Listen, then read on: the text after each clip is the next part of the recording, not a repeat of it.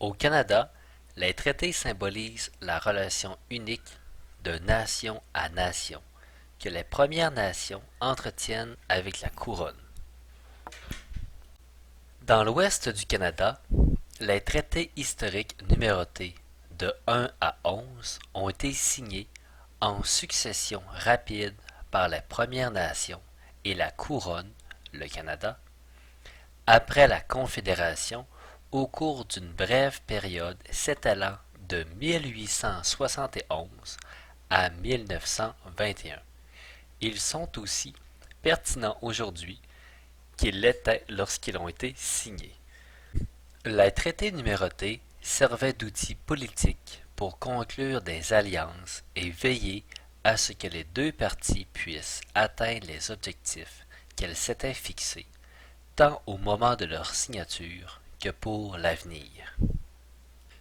Historiquement, les Premières Nations ont eu recours aux traités pour établir des alliances commerciales entre tribus, mais également pour sceller des amitiés, instaurer la paix, autoriser le passage sur un territoire et l'accès à des ressources communes sur les terres ancestrales d'une autre nation. Le respect et la réciprocité sont les principes de base sur lesquels reposent ces alliances tribales entre nations. Les efforts de diplomatie qui ont mené aux traités numérotés dans l'ouest du Canada font partie de l'histoire des traités des Premières Nations. Les premières relations entre les populations locales et les nouveaux arrivants européens furent paisibles, amicales et respectueuses pour la plupart. Forts de leur expérience lors de la guerre de 7 ans, 1756 à 1763, de la proclamation royale de 1763, du traité de Niagara, 1764, de la guerre de 1812. Le général Brock est mort. Les Américains occupent les collines. Io dirò io non te reggono qua. Non ci qua we. Nous sommes une centaine à peine. Ils sont des milliers. Sawadis, notre futur a été déterminé par notre honneur et non les Américains. Ces terres ne sont pas les leurs. Compagnons et frères, rappelez-vous de nos guerriers ancestraux. Ne soyez pas effrayés par leur nombre. Au fond de moi, je sais qu'avant que le soleil ne se couche derrière ces collines, notre ennemi tombera devant vous. Tiendrons-nous longtemps?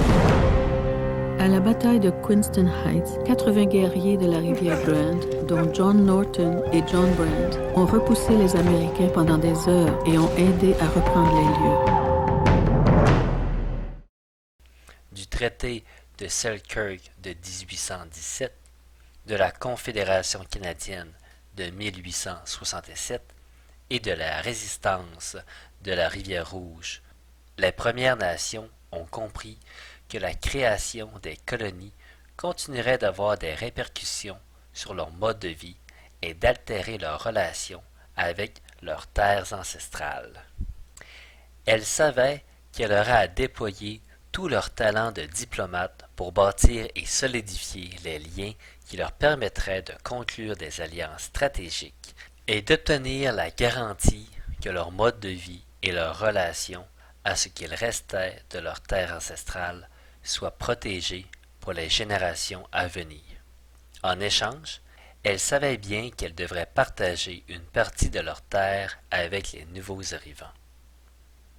Les Premières Nations n'ont jamais imaginé qu'à long terme, ces traités ne leur laisseraient qu'à peine 3% de leurs terres et qu'ils seraient éparpillés dans 617 petites communautés appelées réserves par le gouvernement fédéral.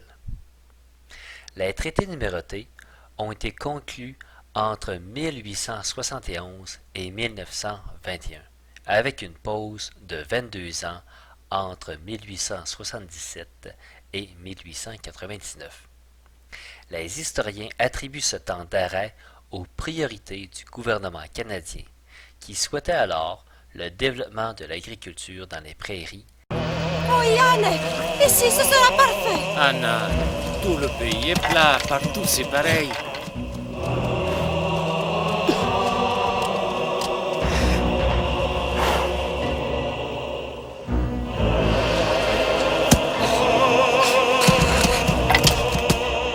Vers 1890, une vague d'immigrants européens s'établissait dans les prairies canadiennes. Tiens, mange-les.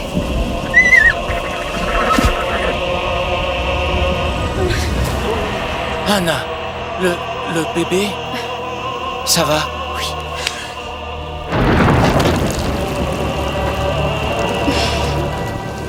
Yannick, Madame Kovac, elle a papier goudron sur son toit. Nous aussi, on en aura un jour.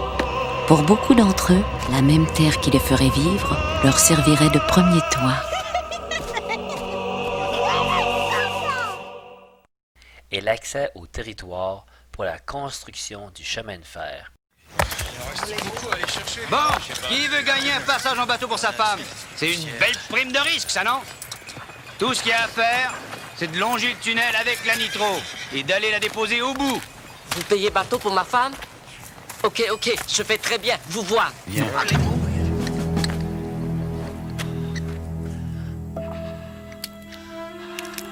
Tu la verses dans le trou très doucement, tu entends? Au moindre petit coup, boum, ça risque d'exploser. Sapristi, c'est le 3e qu'on perd en un seul mois. Allez, vas-y, trouve-en un autre. J'y suis retourné, mais de très nombreux amis sont morts. On dit qu'il y a un Chinois mort pour chaque 1000 de voies ferrées. C'est ce qu'on raconte. Pour ensuite se tourner vers le nord et les ressources minières, son bois et les colonies qui accompagnaient forcément ces nouveaux développements. Les deux parties de ces traités numérotés partageaient un sentiment d'urgence.